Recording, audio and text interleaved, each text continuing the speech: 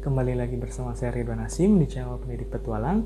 Di video kali ini saya akan membahas tentang peraturan umum seleksi tes CPNS tahun 2021 berdasarkan Permenpan RB nomor 27 tahun 2021. Nah, pada tahun ini berdasarkan Permenpan yang terbaru itu ada beberapa perubahan. Salah satunya adalah menyangkut tentang umur.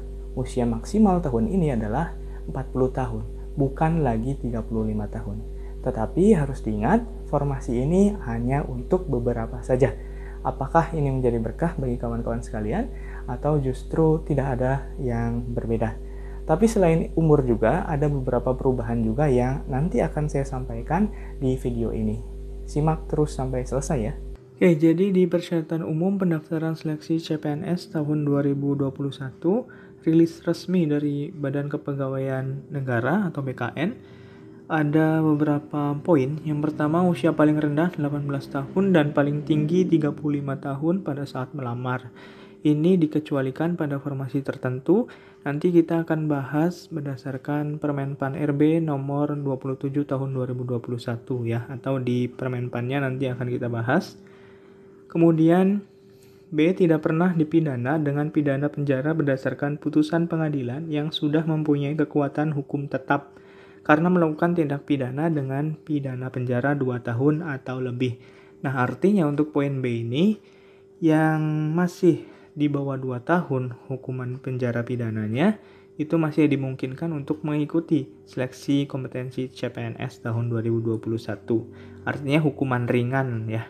Kemudian yang C, tidak pernah diberhentikan dengan hormat, tidak atas permintaan sendiri, atau tidak dengan hormat sebagai PNS, prajurit TNI, anggota Polri, atau diberhentikan tidak dengan hormat sebagai pegawai swasta. Nah, ini artinya pada aspek integritas kita sebagai seorang profesional ya. Kemudian yang D, tidak berkedudukan sebagai calon PNS, prajurit TNI, atau anggota Polri. Kemudian E, tidak menjadi anggota atau pengurus partai politik atau terlibat dalam politik praktis. Artinya kawan-kawan harus bebas dari politik praktis manapun ya, anggota partai maupun terlibat di dalamnya. Yang kemudian F, memiliki kualifikasi pendidikan sesuai dengan persyaratan jabatan. Nah, artinya latar belakang pendidikan ini juga jangan diabaikan karena syarat administrasi sekarang sudah cukup ketat ya. Tidak bisa diloloskan begitu saja. Jadi harus benar-benar sesuai dengan kualifikasi pendidikan. Yang kualifikasi pendidikan S2 mau ke S1, maka yang S1-nya itu harus sesuai dengan persyaratan yang dibutuhkan. Misalnya kan seperti itu ya. Atau mungkin ada kawan-kawan yang sudah S1 tapi pengen melamar yang formasi D3 misalkan karena tidak begitu banyak persaingannya. Nah, harus dilihat dulu apakah sesuai atau tidak. Jangan asal daftar saja. Kemudian G, bersedia ditempatkan di seluruh wilayah NKRI atau negara lain yang ditentukan oleh instansi pemerintah. Jadi harus siap-siap juga, selain ditempatkan di seluruh wilayah Indonesia, bisa juga ditempatkan di luar negeri ya. Jadi ini ada suatu keberuntungan juga pada posisi tertentu tentunya ya. Misalkan di Kementerian Luar Negeri. Kemudian H, sehat jasmani dan rohani sesuai dengan persyaratan jabatan yang dilamar. Nah, kalau kita lihat persyaratan jabatan yang dilamar berarti kan ada umum atau yang khusus ya. Atau sebut saja misalkan disabilitas. Nah, kalau disabilitas nanti beda lagi persyaratannya, nanti kita lihat. Kemudian persyaratan lain sesuai dengan kebutuhan jabatan yang ditetapkan oleh PPK. Nah, ini yang khusus PPK. Oke, kita lihat ke sini. Di bab 3 ketentuan dan persyaratan umum pasal 5 ini dijelaskan ya, yang tadi disebutkan sebenarnya ya, sampai dengan poin I yang tadi ya. Nah, ini baru penjelasannya. Di pasal 2-nya, kualifikasi pendidikan sesuai dengan persyaratan jabatan sebagaimana dimaksud pada ayat 1 huruf F dengan ketentuan sebagai berikut. A. Pelamar dengan kualifikasi pendidikan sekolah menengah atas atau sederajat harus memiliki jasa sekolah menengah atas atau sederajat yang terdaftar di kementerian yang menyelenggarakan urusan pemerintahan di bidang pendidikan, kebudayaan, ilmu pengetahuan, dan teknologi, dan atau kementerian yang menyelenggarakan urusan pemerintahan di bidang keagamaan. Artinya ini kalau SMA atau SMK berarti di Kemendikbud dia harus tercatat ijazahnya. Sementara MA atau madrasah aliyah atau sekolah keagamaan yang lain basisnya agama, nah bisa dari Kemenag ya. Kemudian yang B, pelamar dengan lulusan perguruan tinggi dalam negeri memiliki jasa dari perguruan tinggi dalam negeri dan atau program studi yang terakreditasi pada Badan Akreditasi Nasional Perguruan Tinggi dan atau Pusat Pendidikan Tenaga Kesehatan atau Lembaga Akreditasi Mandiri Pendidikan Tinggi Kesehatan pada saat kelulusan yang dibuktikan dengan tanggal kelulusan yang tertulis pada ijazah. Ya, jadi untuk poin nomor 2 sebenarnya sama ya dengan yang pertama, intinya adalah validitas ijazah. Bedanya kalau di sini jelas adalah ijazah SMA, yang B ijazah perguruan tinggi yang dibuktikannya tentu dengan akreditasi dari BAN PT atau unsur lain ya. Yang di sini disebutkan ada Pusat Pendidikan Tenaga Kesehatan atau Lembaga Akreditasi Mandiri Pendidikan Tinggi Kesehatan. Oke, kemudian C, pelamar dengan lulusan perguruan tinggi luar negeri memiliki ijazah yang telah disetarakan. Nah, artinya kawan-kawan yang lulusan luar negeri harus memiliki ijazah yang disetarakan oleh kementerian yang menyelenggarakan urusan pemerintahan di bidang pendidikan, kebudayaan, ilmu pengetahuan, dan teknologi.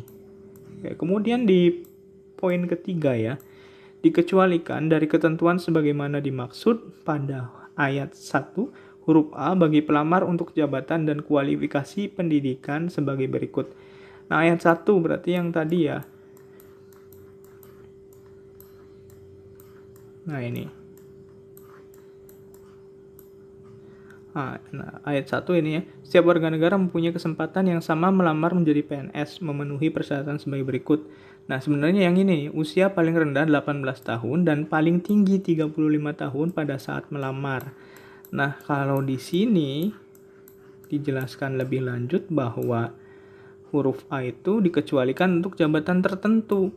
Yang salah satunya adalah yang A, dokter dan dokter gigi dengan kualifikasi pendidikan dokter spesialis dan dokter gigi spesialis.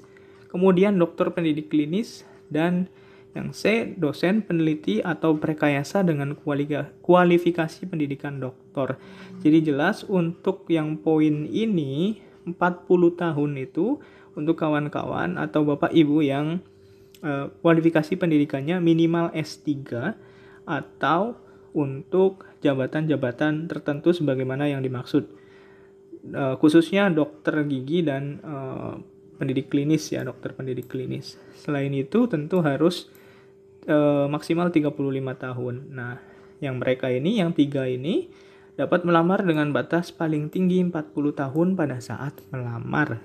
Oke, jadi ini yang tadi saya katakan 40 tahun itu untuk beberapa hal atau beberapa formasi saja seperti yang di poin 3 ini ya, A, B, dan C. Oke, kemudian pasal berikutnya, pelamar yang melamar pada kebutuhan jenis jabatan tenaga kesehatan yang mensyaratkan surat tanda registrasi harus melampirkan surat tanda registrasi, bukan internship sesuai jabatan yang dilamar. Berikutnya, surat tanda registrasi sebagaimana dimaksud pada ayat 1 harus masih berlaku pada saat pelamaran.